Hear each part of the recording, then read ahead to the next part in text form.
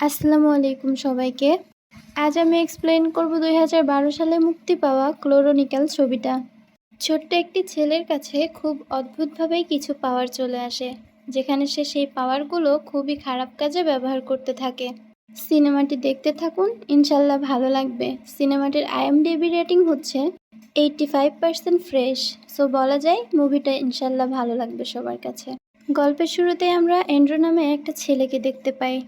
তার ফটোগ্রাফির উপরে ছোটবেলা থেকে অনেক বেশি ঝোঁক, তাই সে আশেপাশের সুন্দর মুহূর্তগুলো ক্যাপচার করে রাখার জন্য একটা ক্যামেরা কিনেছিল। কিন্তু অ্যান্ড্রুর জীবনটা আর ৫-১০টা সাধারণ ছেলের মতো নয়। তার মা ছিল একজন ক্যান্সার পেশেন্ট, আর তার বাবা সবসময় নেশায় ডুবে থাকতো। সে নেশায় এতটাই ডুবে থাকতো যে তার অসুস্থ স্ত্রী ও ছেলের উপর অত্যাচার করত। অ্যান্ড্রু ছিল খুবই সাধারণ একটা ছেলে। সে তার স্কুলের বাকি স্টুডেন্টদের থেকে অনেকটাই আলাদা ছিল, তাই স্কুলের সবাই তাকে নিয়ে সবসময় বুলিং করতে থাকে। স্কুলে কেউ তার বন্ধু হতে চায় না, তার সাথে কেউ মেশেও না। তার বাবার এমন অপকর্মের জন্য সবাই তাকে কেমন একটা অন্য দৃষ্টিতে দেখে। কিন্তু এসবের ভেতরেই তার একটা বন্ধু আছে, যদিও বন্ধুও বলা চলে না, ছেলেটা হয় তার কাজিন। তবে সে অ্যান্ড্রুর সাথে একেবারেই বন্ধুত্বের মতোই ঘনিষ্ঠ। ছবি তোলা ছিল অ্যান্ড্রুর একটা নেশা, তাই আশেপাশের সব কিছু সে ক্যামেরায় ক্যাপচার করে রাখত। কিন্তু আশেপাশের মানুষগুলো অ্যান্ড্রুর এসব কাজ পছন্দ করতো না। তারা ভাবে তাদের ব্যক্তিগত ছবিগুলো তারা তুলে রাখছে। এসব কারণে তার আশেপাশের মানুষদের কাছ থেকে অনেক কথা শুনতে হতো। একদিন অ্যান্ড্রু তার কাজিন মার্কের সাথে একটা পার্টিতে যায়। সেখানে গিয়েও অ্যান্ড্রু সব কিছুই তার ওই ক্যামেরায় রেকর্ড করতে থাকে। এসব দেখে পার্টিতে থাকা একটা ছেলে অ্যান্ড্রুকে জোরে থাপ্পড় মেরে দেয়। সে বলে, আমরা এখানে এনজয় করার জন্য এসেছি, আর তুই আমাদের পারমিশন ছাড়াই তোর ক্যামেরায় সেগুলো রেকর্ড করছিস। কথা বলে তাকে সেখান থেকে বের করে দেওয়া হয়। অ্যান্ড্রু এসব অপমান কিছুতেই মেনে নিতে পারছিল না, তাই সে বাইরে এসে কাঁদতে থাকে। আর তখনই সেখানে স্টিভ নামে একটা ছেলে আসে। সে এসে অ্যান্ড্রুর সাথে কথা বলতে চায়। অ্যান্ড্রু তখন স্টিভকে বলে, তুমিও কি আমাকে অপমান করতে এখানে এসেছো? অ্যান্ড্রুর ওই বিষয়টা নিয়ে অনেক বেশি মন খারাপ ছিল। স্টিভ তখন তাকে বলে, আমি তোমার সঙ্গে ডিল করতে এসেছি। আসলে আমরা একটা নিউজ ডিসকভার করব, যেটা ভিডিও করার জন্য আমাদের একটা ক্যামেরার প্রয়োজন। আমি খবর পেয়েছি তোমার কাছে একটা ক্যামেরা আছে, যেটার সাহায্যে তুমি সব কিছুই ভিডিও করে রাখো। তুমি যদি আমাদের সাথে গিয়ে আমাদের ওই ভিডিওটা রেকর্ড করে দাও, তাহলে আমাদের অনেক উপকার হয়। আর এই কথাটা শুনে অ্যান্ড্রুর মন অনেক ভালো হয়ে যায়, কারণ সে তো এগুলো করতে ভালোবাসে। এরপরে অ্যান্ড্রু তার কাজিন মার্ককে নিয়ে তাদের সাথে সেই জায়গায় যায়। স্টিভ সব জায়গায় একটা গর্ত ডিসকভার করেছে, যেগুলোর ভেতর থেকে অদ্ভুত অদ্ভুত সব শব্দ বের হয়। তারা সবাই সেখানে যায় বিষয়টা পর্যবেক্ষণ করতে। সেখানে যদি রহস্যজনক কিছু তাদের চোখে পড়ে, তাহলে সেগুলো তারা ক্যামেরায় বন্দি করবে। সেখানে যাওয়ার পরে অ্যান্ড্রু গর্তের ভেতর ঢুকতে কিছুটা ভয় পায়, কিন্তু স্টিভ ছিল অনেক সাহসী, তাই সে সবার আগে সেই গর্তের ভেতর লাফ দেয়। এরপর একে একে বাকিরা সবাই গর্তের ভেতরে ঢুকে। গর্তের ভেতর ঢুকে তারা অনেক বড় একটা গুহা দেখতে পায়, যার মুখে অনেকগুলো পাথর হীরের মতো জ্বলজ্বল করছিল। দূর থেকে পাথরগুলো দেখতে ক্রিস্টালের মতোই লাগছিল। স্টিভ বিষয়টা ভালোভাবে বোঝার জন্য সেই পাথরগুলোর সামনে যায়। তখন সে পাথরের ভেতরে কেঁচোর মতো ছোট ছোট প্রাণী দেখতে পায়। স্টিভ পাথরটা ছোঁয়া মাত্রই মুহূর্তের ভেতরে পাথরগুলো তার রং পরিবর্তন করে নেয়। তখন সবাই লক্ষ্য করে যে স্টিভের নাক থেকে রক্ত ঝরছে। তখন ভয় পেয়ে সবাই সেখানে চিৎকার করতে থাকে। অ্যান্ড্রু সব কিছুই তার ক্যামেরায় রেকর্ড করছিল।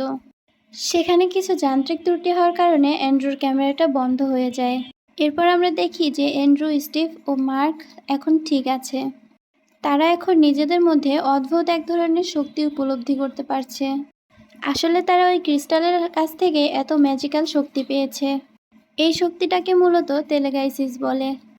এর মানে হলো আপনি আপনার ব্রেনের সাহায্যে সব কিছুকে কন্ট্রোল করে সেটা পরিবর্তন করতে পারবেন। তারা সবাই মিলে মাঠের ভিতরে এই পাওয়ারটা কাজে লাগানোর চেষ্টা করছিল। এখানে অ্যান্ড্রু সবার আগে পাওয়ারটা কন্ট্রোল করা শিখে যায়। এরপরে অ্যান্ড্রু দূরে দাঁড়িয়ে থেকেই তার ক্যামেরাটা চালাতে পারত। ক্যামেরা ব্যবহার করতে এখন তার নিজের হাতের প্রয়োজন হয় না। এখন সে নিজের বেশিরভাগ কাজগুলোই এই শক্তির সাহায্যে করতে পারে। কিন্তু তখনও স্টিভ ও মার্ক তাদের শক্তি কাজে লাগাতে পারছিল না। তারপরে আমরা অ্যান্ড্রুর বাবাকে দেখতে পাই। অ্যান্ড্রুর বাবা কয়েক মাস আগেও একটা ভালো চাকরি করত, কিন্তু হঠাৎ করেই তার জীবনে নেমে আসে ভয়ঙ্কর এক অ্যাক্সিডেন্ট। এই অ্যাক্সিডেন্টের পরেই সে তার চাকরি হারিয়ে ফেলে। এসব যন্ত্রণা থেকে মুক্তি পাওয়ার জন্যই অ্যান্ড্রুর বাবা আস্তে আস্তে নেশার জগতে ঢুকে পড়ে। অন্যদিকে অ্যান্ড্রুর মা ছিল তার বাবার একেবারেই বিপরীত।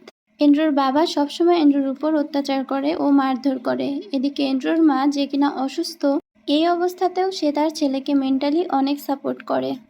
তখন তারা তিনজনই তাদের শক্তিকে ভালোভাবে কাজে ব্যবহার করতে পারছে। একদিন তারা তিনজনই কোথায় যেন যাচ্ছিল, কিন্তু তখন তাদের গাড়ির সামনে অন্য আরেকটা গাড়ি চলে আসে। অ্যান্ড্রু বারবার হর্ন দেওয়ার পরেও গাড়িটা তাদেরকে সাইড দিচ্ছিল না। এতে করে অ্যান্ড্রু অনেক বেশি রেগে যায় এবং তার শক্তি ব্যবহার করে গাড়িটাকে ওই রাস্তা থেকে নামিয়ে দেয়, যার কারণে গাড়িটা রাস্তা থেকে সরে গড়তে গড়তে নিচে পড়ে যায়। এরপরে তার গাড়ি থেকে নেমে সেই অ্যাক্সিডেন্ট করা লোকটাকে বাঁচাতে যায়, কিন্তু তারা দেখে যে সেই লোকটার অবস্থা খুব খারাপ। এটা দেখে স্টিভ ও মার্ক অ্যান্ড্রুর উপর অনেক বেশি রেগে যায়। এই ঘটনার পরে তাদের একটা শিক্ষা হয়ে যায়। এতে করে মার্ক তখন একটা রুলস বানায়, যাতে করে তারা রাগের মাথায় এই শক্তিটাকে কন্ট্রোল করতে পারে। কিন্তু অ্যান্ড্রু এসব রুলস মানতে রাজি হয় না।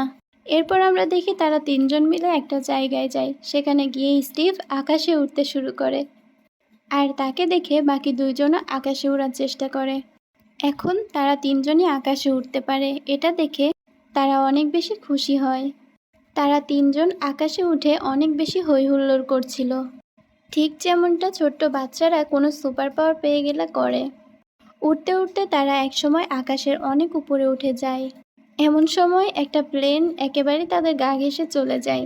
ভাগ্যের জোরে অল্প একটুর জন্য তারা সেখানে বেঁচে যায়।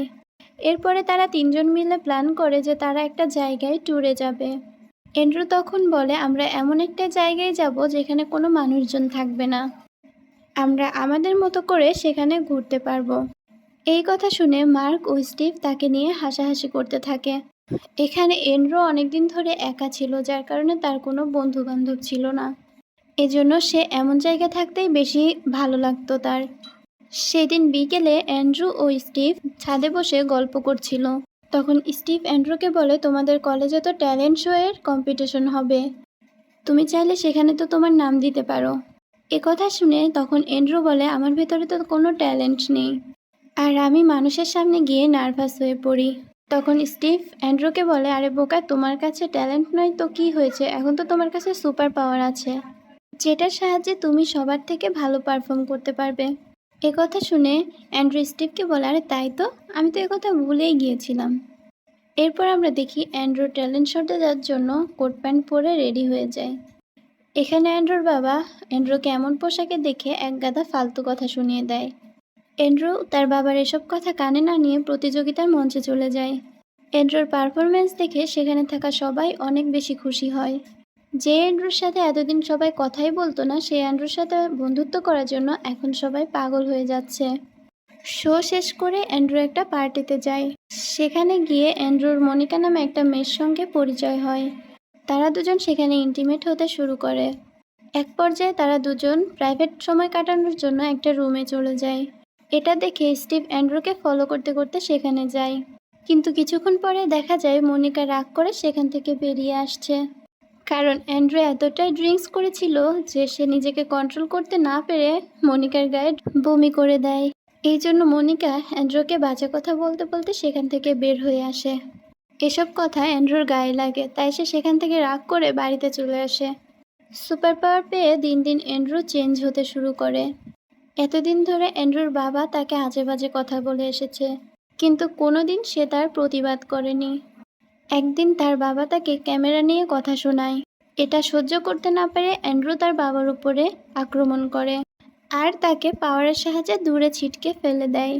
অ্যান্ড্রু সেখান থেকে বেরিয়ে সোজা আকাশে চলে যায়। তার বাবা তার সঙ্গে অনেক বেশি খারাপ আচরণ করেছে এবং তার মা দিন দিন অসুস্থ হয়ে পড়েছে। এসব ভাবতে ভাবতে সে আকাশের মধ্যে বসে কাঁদতে শুরু করে। যেহেতু অ্যান্ড্রু, স্টিভ ও মার্কের মধ্যে সুপার পাওয়ার রয়েছে, এজন্য তাদের মধ্যে একটা কানেকশন রয়েছে। এই কানেকশনের মাধ্যমে স্টিভ অ্যান্ড্রুকে খুঁজতে খুঁজতে তার কাছে চলে আসে। সে তাকে বারবার বাড়িতে ফিরে যাওয়ার জন্য অনুরোধ করে, কিন্তু অ্যান্ড্রু কারো কোনো কথাই শোনে না, কারণ সে খুব ভালো করেই জানে সাধারণ অ্যান্ড্রুকে কেউ পছন্দ করে না, কারণ এতদিন ধরে তাকে কেউ পছন্দ করতো না এবং তার সঙ্গে মিশতো না। এর মধ্যে সেখানে জোরে করে বিদ্যুৎ চমকায় এবং স্টিভ সেখানে মারা যায়। তারপর মার্ক অ্যান্ড্রুকে বলে, আমি নিউজে দেখেছি কাল রাতে কোনো প্রকার ব্লাস্ট হয়নি, তাহলে অত উপরে নিজের কাছে সুপার পাওয়ার থাকতেও স্টিভ কিভাবে মারা গেল? তখন অ্যান্ড্রু বলে, আমিও তখন সেখানেই ছিলাম, কিন্তু আমি এসব বিষয়ে কিছুই বুঝতে পারছি না। হয়তোবা তখন সে তার কোনো কারণে সুপার পাওয়ারের কন্ট্রোল হারিয়ে ফেলেছিল, তাই দুর্ভাগ্যবশত সেখানে এই ব্লাস্টটা হয়, আর তাই সে সেখানে মারা যায়। যদিও অ্যান্ড্রু চায়নি যে স্টিভ মারা যাক। তারপরে অ্যান্ড্রু তার কলেজে যায়। সেখানে কিছু ছেলেরা অ্যান্ড্রুকে নিয়ে হাসাহাসি করে, কারণ সে গতদিন রাতে পার্টিতে থাকা মনিকা নামে একটা মেয়ের গায়ে বমি করে দেয়। আর এই ছেলেগুলো হলো তারা যারা প্রথম থেকে অ্যান্ড্রুকে নিয়ে বুলিং করত।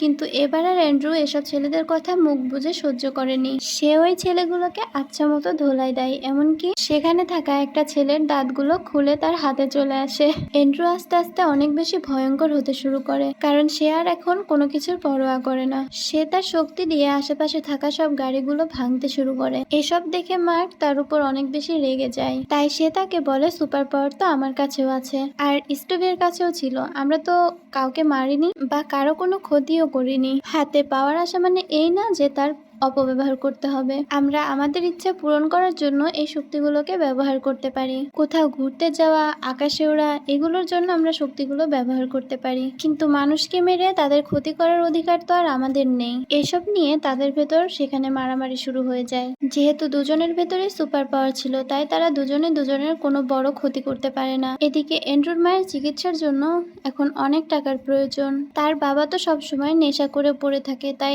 এখন যা ব্যবস্থা করার তা অ্যান্ড্রুকেই করতে হবে। এজন্য সে এখন ক্রাইমে জড়িয়ে পড়ে। রাস্তায় যেতে যেতে সে কিছু মানুষকে দেখতে পায়, তাদের উপর সে হামলা করে এবং তাদেরকে খুব বাজেভাবে মেরে সে রাস্তার উপর ফেলে রাখে, আর তাদের পকেটে থাকা মানি ব্যাগ নিয়ে সে সেখান থেকে চলে যায়। এসব করেও অ্যান্ড্রু শান্ত হয় না। সে একটা সুপার শপে ডাকাতি করতে চলে যায়, কিন্তু সেখানে থাকা ম্যানেজার তার উপর আক্রমণ করে, তাকে গুলি করতে যায়। যখনই সে ম্যানেজারটা গুলি করতে যাবে, তখনই অ্যান্ড্রু তার সুপার পাওয়ারটা ব্যবহার করে। তখন গুলিটা পাশে থাকা একটা গ্যাস সিলিন্ডারে গিয়ে লাগে, আর সেখানে বড় একটা ব্লাস্ট হয়ে যায়। অ্যান্ড্রু সেখান থেকে পালানোর কোনো সুযোগ পায় না, তাই সে সেখানে ভালো মতো ইনজিওর্ড হয়। এরপর তাকে হসপিটালে ভর্তি করা হয়। অ্যান্ড্রু তখন হসপিটালে শুয়ে আছে, তার সারা শরীরে ব্যান্ডেজ করা। সেখানে তার বাবা তাকে দেখতে আসে। তার বাবা বেডের পাশে বসে কান্না করে, কারণ গতকালকে তার মা মারা গিয়েছে, আর এসব কিছুর জন্য তার বাবা তাকে দায়ী করছে। হসপিটালের বেডে শুয়ে থাকার পরও অ্যান্ড্রু সবকিছু শুনতে পাচ্ছিল, তাই দ্রুত তার পালস রেট অনেক বেড়ে যায়, আর মুহূর্তের মধ্যে হসপিটালের ছাদ ভেঙে পড়তে শুরু করে। এরপর সেখানে একটা হুলস্থুল কাণ্ড বেঁধে যায়। এসব বুঝতে পেরে মার্ক তার গার্লফ্রেন্ড সিসিলিকে নিয়ে সেখানে যেতে শুরু করে। সেখানে গিয়ে মার্ক দেখতে পায় অ্যান্ড্রু তার বাবাকে মারার জন্য ছাদের উপরে নিয়ে গিয়ে সেখান থেকে ফেলে দিচ্ছে, কিন্তু মার্ক তার কাছে থাকা সুপার পাওয়ারের সাহায্যে অ্যান্ড্রুর বাবাকে সেখান থেকে বাঁচিয়ে নেয়। এরপর সে বুঝে যায় অ্যান্ড্রু এখন আর তার নিজের মধ্যে নাই। এদিকে অ্যান্ড্রু মার্ক ও তার গার্লফ্রেন্ডকে মারার জন্য মরিয়া হয়ে ওঠে। সে একটা জ্বলন্ত গাড়িকে তাদের দিকে ছুড়ে দেয়, কিন্তু মার্ক তার কাছে থাকা সুপার পাওয়ারের সাহায্যে নিজেদেরকে বাঁচিয়ে নেয়। হসপিটালের কাছে এসে তারা দেখতে পায় অ্যান্ড্রুকে চারদিক দিয়ে পুলিশ ঘিরে রেখেছে। নিজেকে বাঁচানোর জন্য অ্যান্ড্রু তখন তার সুপার পাওয়ারকে আবারও ব্যবহার করে। এক পর্যায়ে গিয়ে পুলিশরা তার শরীরে গুলি করতে থাকে, কিন্তু অ্যান্ড্রু তখন নিজের শরীরকে বুলেট প্রুফ বানিয়ে ফেলে। এজন্য একটা গুলিও অ্যান্ড্রুর শরীরে লাগে না, কিন্তু সে তার সুপার পাওয়ার দিয়ে আশেপাশে থাকা পুলিশের গাড়িগুলোকে পুলিশদের দিকে ছুড়ে মারতে থাকে। তার এমন অবস্থা দেখে মার্ক মনে করে অ্যান্ড্রুকে শান্ত করতে হলে তাকে মেরে ফেলতে হবে, না হলে সে পুরো পৃথিবীটাকে ধ্বংস করে দিবে। এজন্য মার্ক তার কাছে থাকা সুপার পাওয়ার দিয়ে অ্যান্ড্রুকে পেছন দিক থেকে আঘাত করে। এটা করতে গিয়ে পুলিশরা তাকে ধরতে যায়, কিন্তু মার্ক তখন তার সুপার পাওয়ার দিয়ে সেখান থেকে পালিয়ে যায়। এরপর অনেক দিন কেটে যায়। মার্ক এখন তিব্বতে গিয়ে পৌঁছেছে, কারণ অ্যান্ড্রুর অনেক ইচ্ছা ছিল তিব্বতে যাওয়া। মার্ক যেহেতু অ্যান্ড্রুর ভাই, তাই অ্যান্ড্রুর না পাওয়া ইচ্ছেটা মার্ক নিজের মাধ্যমে পূরণ করে। আর এই দৃশ্যটা দেখিয়ে আমাদের আজকের গল্পটি এখানেই শেষ হয়ে যায়। তো আপনারা যারা আমার চ্যানেলে নতুন, তারা আমার চ্যানেলটাকে সাবস্ক্রাইব করে দিয়ে আমার সাথে থাকবেন। সবাই ভালো থাকবেন, সুস্থ থাকবেন। চলে আসবো আর একটা নতুন কোনো গল্প নিয়ে। আল্লাহ হাফেজ।